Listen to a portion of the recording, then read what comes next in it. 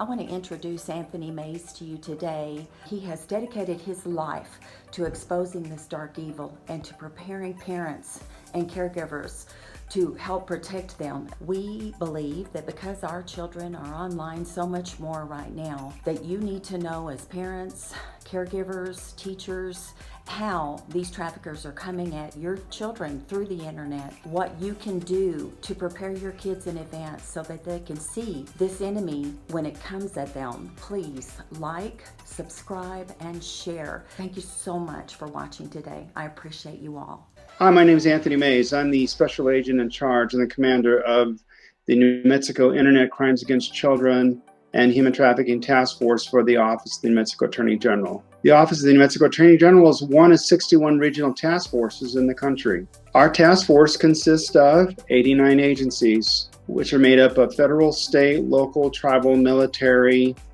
service providers, judicial districts, and the U.S. Attorney's Office, all with a common goal to protect our children online. Some of the types of cases we investigate are manufacture, distribution, and possession of child pornography, online enticement of children by sexual predator, child sex trafficking, sex tourism, and sexting. Many of those tips are sent to us through the National Center for Missing and Exploited Children.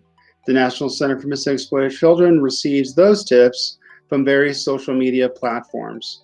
So under federal law, if a child is being exploited, groomed, or an inappropriate image is sent to a child, the social media platform will report to the National Center for Missing and Exploited Children, and the National Center will report to the jurisdiction that's taking place in.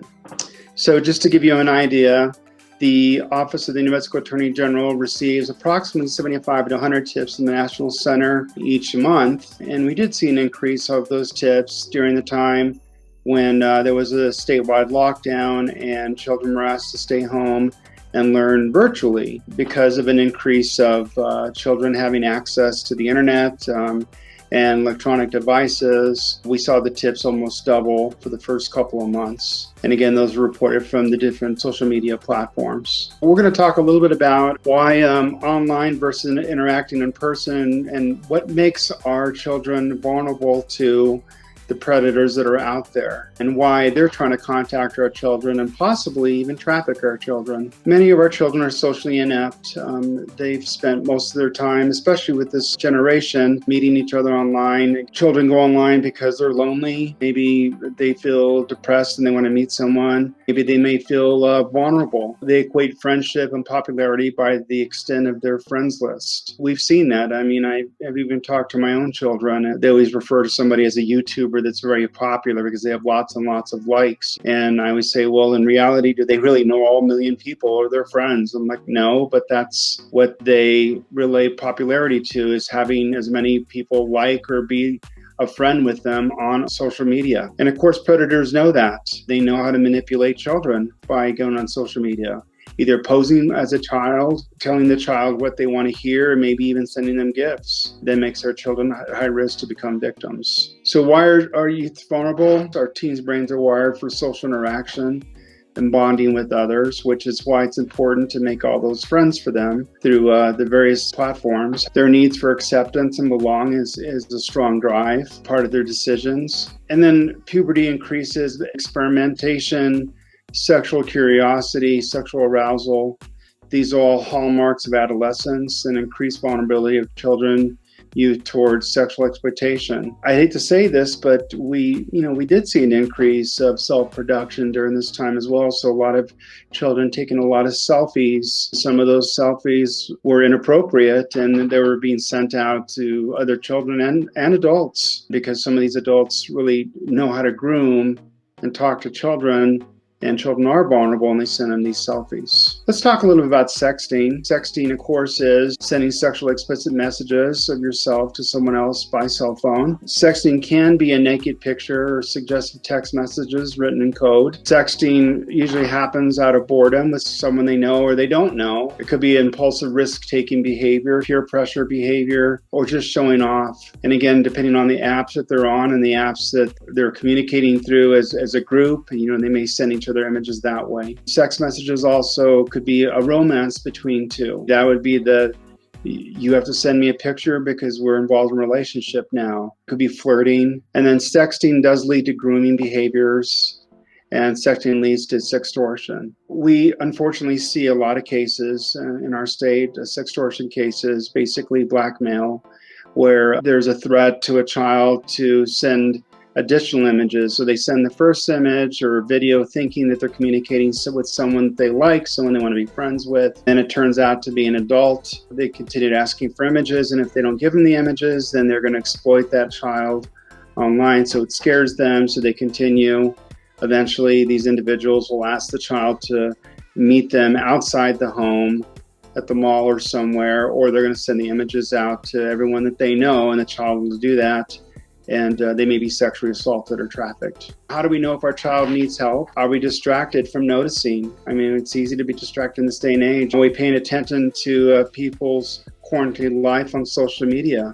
And are we just pulling away from our own children? Being aware and present and being observant is important. One of the things that I always talk about is notice the difference between the lack of structure and too much time on an electronic device as opposed to online victimization. They're going to play on the devices. That's just this generation, and that's just part of life. Are they on the devices because they're playing on them, or they're on the devices because someone is making them be on the device? And then, of course, the stress on children and others in home may exhibit anger, temper, control. It's up to us to determine if it's COVID-related or if the child is being exploited online. Some of the physical abuse, we've always depended on child's peers or educators to notice that in a classroom. Of course, now being online, that's going to change a little bit. But educators conducting online education can see signs, and we've had educators report to us where they determined that a child might be being groomed or actually being exploited somehow. So again, being observant and being present and understanding, really understanding the child and what they're going through. Some of the warning signs I like to cover: is your child acting isolated or withdrawn? Is their phone out of view or under the table when they text or receiving notifications? And these could be indicators that they're being exploited somehow. Do they run to the bathroom or the room more often? Does your child stress once they receive notification? Do you hear names or voices that are unfamiliar to you? Are they spending more time behind closed doors? So again, questions to ask. What can parents or guardians do? Try to be a good role model, model good tech behavior, have dinner together as a family, encourage a balanced life that includes outdoor activities, just going outside and getting some fresh air and walking around, actually maybe getting away from the device for a little bit. What else can parents do? Recognize the difference between heavy use and excessive use. Look for those indicators. Obsessive technology use can be a symptom of other issues. Pay attention to their online activities and how it relates to their mood. Look for those signs and those stressors. Look for any of those indicators. Be nearby while they're doing their homework, okay? And be their support. Consider banning tech devices from the bedroom after bedtime, and set limits and have parental controls. And you can certainly do that with devices, and that's very easy. Questions you should ask: has a person, and when they ask you to keep anything about your relationship secret, you can ask your child that.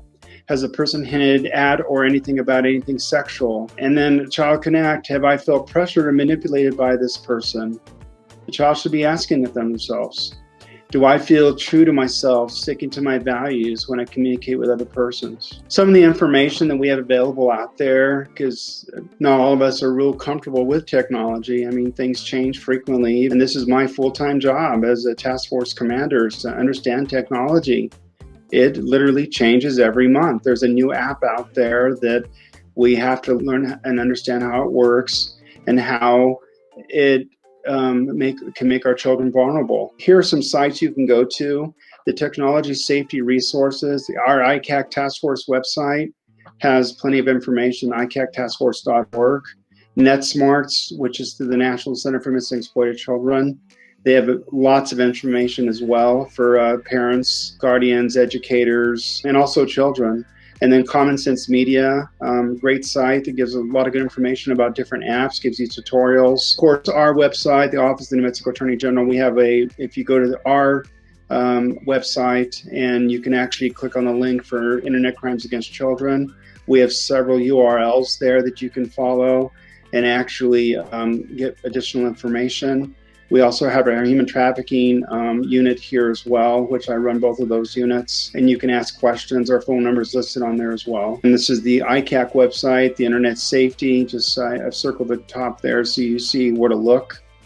Great videos that I think every teen should see. There's NetSmarts. These are all PowerPoints and videos, and you can use them in the classroom. And since we're learning virtually, this is something you can incorporate into your lesson plan. And there's Common Sense Media. As a national ICAC, we vetted this site, so it's definitely great information, definitely a great place to start. And again, if you don't remember any of these sites, if you just go to the Office of the New Mexico Attorney General, Internet Crimes Against Children, we've made sure that the links are there for you. Reporting sources is a cyber tip line. We have the cyber tip line, and of course there's other lines as well. There's a childhelp.org it's a hotline, the National Suicide Prevention line, and this National Sexual Assault line. This is my contact information. Again, I'm with the Office of the New Mexico Attorney General. I am the commander of the Internet Crimes Against Children Task Force and the Human Trafficking Task Force. I can be reached at that email address. That is my office line. If you have any questions, our office does provide training. Feel free to give us a call.